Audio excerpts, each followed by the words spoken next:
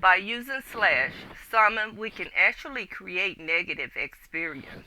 It's really cool, and while it doesn't affect your leveling bar, it actually removes durability from tools with mended on them, which I had no idea about. In fact, we can straight up evaporate some tools with folder ability from the game. With the negative enough XP orb, also if your XP gets higher than 2.147 billion or 21,863 levels, when you die, it shows that you had a final negative score. That's pretty cool and all, but how can you get this much XP in the first place? And more importantly, what's the best way to level up? In Minecraft, that's an interesting question, and unlike my other videos, it could actually help you to figure out what the best way to get XP is. We first have to understand how XP works. In the first place, first of all, XP does not equal levels. There are two connected, but different things. 1 XP is at 1 level and 7 XP is in 7 levels. Extra, extra. So how does it work, the XP system? It's very weird and not so intuitive to understand. Simply put, XP is a value that when you have enough of it, it can increase your level, which is displayed on your leveling bar. There are actually 11 different types of XP orbs, each with a different size body and size core. Each orb has a minimum and maximum value. For the example, the smallest orb has a minimum value of negative 32, 768, and a max value of 2 XP. The largest orbit, other hand, has a minimum value of 2,477 XP and a maximum of 32,767 XP. But how do these orbs and XP translate into levels for the first 16 levels?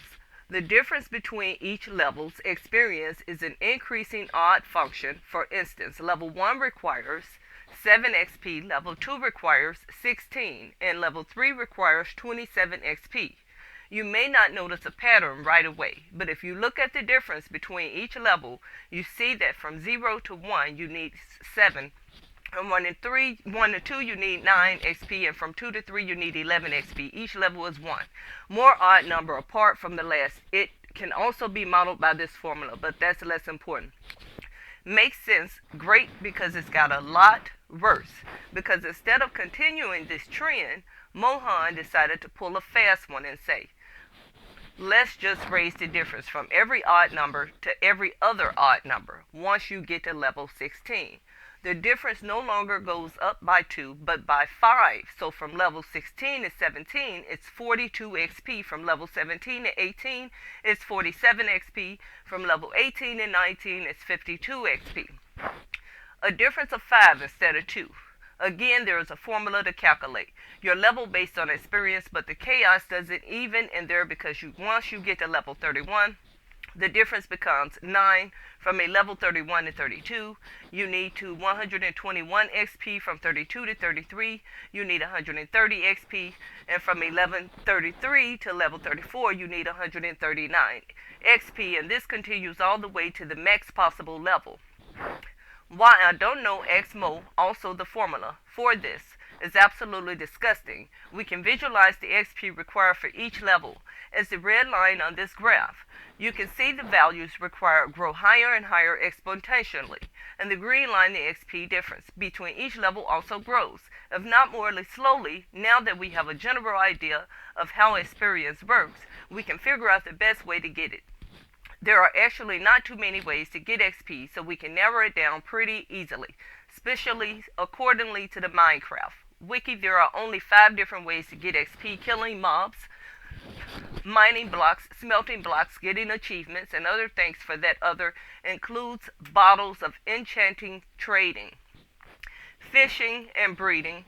So let's go down the list and identify the best method in each category, and then compare them to see ultimately which method is the best. For simplicity's sake, I'm looking at the fastest way to get to level 30 and the level 100, which require 13.95 and 3970 XP respectively.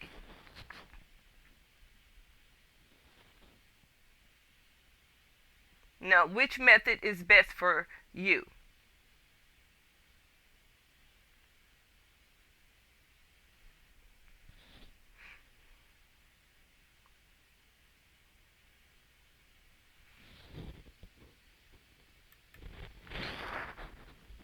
simplicity's sake, I'm looking at the fastest way to get to level 30 and the level 100, which require 13.95 and 3970 XP respectively.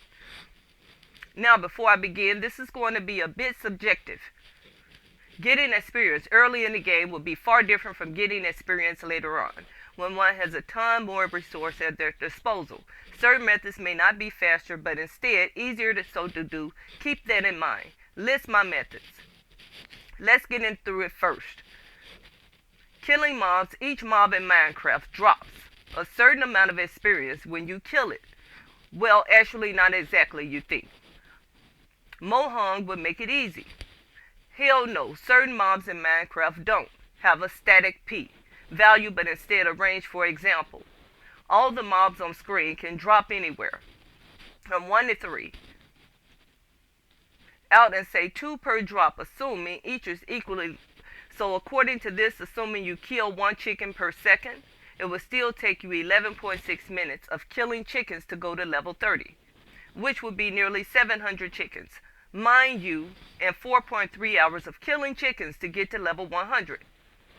And no one wants to spend that long killing chickens. Useless mobs like baby bat animals, wandering traders, villagers, and snow golems drop 3. Most of the hostile mobs drop 5, with 1-2 extra per each piece of equipment. Hostile babies drop 12. Blazes, evokers, and guardians drop 10. And piglet brutes and ravagers drop 20. The wither drops 50 XP and the ender dragon drops 12, 0 XP on its first death and 500 on each death after revival. However, it's unlikely I'll be farming enter dragons anytime soon, but which mob is the best of farms? To get level 30, you need to kill 279 basic mobs, 140 guardian blazes or evokers, or 70 hoglings or ravagers, and of course, 1 dragon. This is great to know and all, but what does it mean? Well, early, like mob spawners or dark room pitfalls, can help a ton. For instance, a basic zombie spawner can get you around 48 XP per minute, or level 30 in just 29 minutes, and level 100 in 10 hours, assuming we can kill 1 guardian per second. We'd be getting around 36,000 XP per hour, or level 30 in 2 minutes, and level 100 in 52 minutes. Theoretically, you could get a ton of XP all the way from level 0 to level 68 just by killing the dragon. But this isn't a very repeatable feat. Still, though, much better number, so killing guardians is definitely a method to consider. Mining blocks is a whole other simpler or mother complicated story depending on how you choose to look at it. Like before, each block provides a different range of experience, but there's far less blocks to consider, with color being the worst, averaging 1 XP per block, and the highest actually anywhere from 15 to 43 XP per spawner mined. However, it's unlikely that you can consistently find and farm dungeon spawners, so let's move on to the next best ore. Nether quartz. Psych is actually emerald and diamond ore. Nether quartz is often talked about as this XP giving 1 more, but it's not even second best. Emeralds and diamonds can give anywhere from 3 to 7 XP. However, Nether quartz does indeed to make more sense to mine, and it gives anywhere from 2 to 5, 3 to 5 XP on average. Its veins in Nether range from anywhere between 1 to 14 ores per vein, so 3.5 to 49 XP per vein if you were mine, 1 Nether quartz per second, which is already a huge stretch. You'll be getting 12,600 XP per hour, or level 30 in just 7 minutes, and level 100 in 2.5 hours after mining over 848 quartz, or 1 each second, so not too reasonable, but not too far-fetched. Either if you want to go for level 30, however, keep in mind, Nether quartz 4 per second, which is very unlikely. Up next is smelting, which is far more common when getting experience. You can smelt a ton of stuff, but there are really only 8 categories of XP. Mohing not provide a range this time, just a fixed value. All these things are terrible to smelt and give zero point 0.1. XP wet sponges and wood give 0.15. Lapis and neither quartz or gives 0.2. Dream gives 0.3. All these snacks, including clay blocks, give 0.35. Redstone ore and iron 1 gives 0.7. And these 4 and cacti give 1. And ancient debris gives 2 XP when smelted. But come on, this is Mohang. You think it'll be that simple? Hell no. Because when you smelt rum, mutton for instance, you aren't just getting 0.35 experience. No, no, no. In fact, to find out how much XP you actually get, you have to multiply 0.35 by the number of cooked mutton taken out of the furnace. Then award the player the whole number, portion. And the remaining fractional part is the chance of getting 1 bonus XP, for example, if I was smelting 21 raw moon. To figure out how much XP I'd get, I'd have to multiply 21 by 0.35, get 7.35. Give me the whole number part, or 7 XP, or 1 level, and then a chance, 35 chance of getting 1 bonus experience makes sense. I hope so. Obviously, while in theory, smelting ancient debris would be the fastest way to get XP. No one is going to have that much of it. So instead, we turn to the next best thing. Cacti, which are almost as good and far more common and formidable than those of you who have been around for a bit can probably remember zero-tick farm super overpowered models that would trick Minecraft into growing things like cactus and bamboo very quickly. Sadly, these were patched in newer versions of Minecraft, and this hard nerfed the cactus farm. That being said, while they aren't the quickest anymore, these farms are definitely still a choice because you don't have to actually do anything for them to work. The difference between Cactus XP farms and all the previous methods is that you don't actually have to do anything. You can just let your cacti grow in the background while you do other stuff around the base per sec. The furnaces will smelt in the background as long as they have fuel, and once you click an item out of the furnace, it'll give you all the XP for all the items that were smelted. Even if those items were then taken away by Hopper into a chest, you'll still get the XP. This can get you a ton of levels almost instantly, and it helps us to think about it more like an XP bank as opposed to an XP farm. The obvious downside is that if it wasn't on, you aren't getting anything when you need it, but you leave it on for a while you're doing nothing. Will slowly turn away and eventually get you more and more XP depending how long you wait. And when you do need it, instant, although you do have to wait to reset it. Again, after, notable method to consider. I'm going to be skipping over the advancements category because you can only earn each advancement once. But if you're curious, here are the amounts of XP you get per each one completed. It's not too notable, but something new you can keep in mind. Finally, the other category bottles of enchanting are certainly great for getting experience at around 60,000 XP per hour, but again, these are pretty rare and aren't too obtainable in large quantities. In fact, the only way to somewhat reliably get them through villager trading, which is the next thing you can get around 4.5 XP per trade made with villagers, but again, this isn't very efficient compared to all the other methods. And who actually likes trading with these guys? Breeding animals isn't too repeatable either, and while in theory it wouldn't be that hard to set up an elaborate breeding chamber with tons of couples, not only would that be weird as hell, it's certainly not the best method to get experience. Same with catching fish, not too predictable and more like a small reward as opposed to anything, meaning it just eats up your time. So all things considered, what is the best way to get XP? In my opinion, the Furnace Bank or Dark Womb farms are the two best designs because they work early game and give a decent amount of experience. But they are so far away from the fastest. In terms of speed, the best is something completely different. Let's quickly revisit the mob section. You may notice in my calculations for guardians, I'd assume to be killing around 1 guardian per second. This is definitely impressive and gives you a solid 36,000 XP per hour. However, this is far from what is possible. Well-built late game farms can organize the guardians in such a way that piles them on top of each other, allowing you to kill many at once with just one swipe of your sword or one harming potion.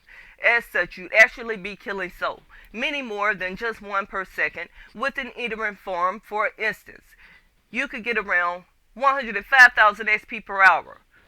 I'll link a design to a farm like that, as well as all the following farms in the description. A well-built piglin farm can get you 250, 000 SP per hour, and even better than that. A well-built guardian farm can get you 380,000 XP per hour using Harmon potions. These designs are incredibly fast, but there is one more ace up my sleeve because really only noobs farm guardians or piglins. The best XP farm is an Ender Dragon farm, 5.76 million.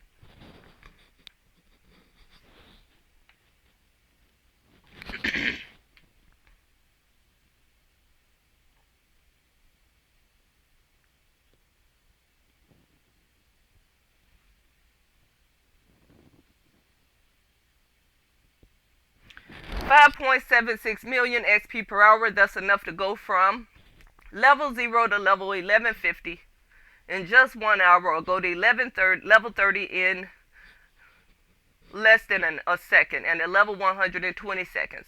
Obviously, these figures aren't really realistic, as you can kill the dragon in that short a time, but technically that's how fast you'd be getting XP.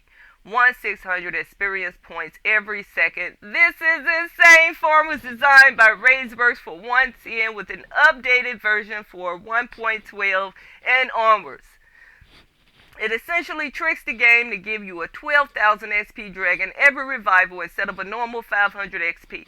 It respawns the dragon for you, then pushes it to a killing chamber, blows it up with a TNT duplicator, and eventually carries the XP all the way back to you. It completely nuts links to farm and everything I've talked about will be in the description, but all of that said, if you haven't subscribed to my channel, please subscribe to my channel, like the channel, or dislike, share the channel, leave a comment,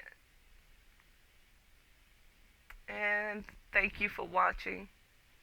Enjoy.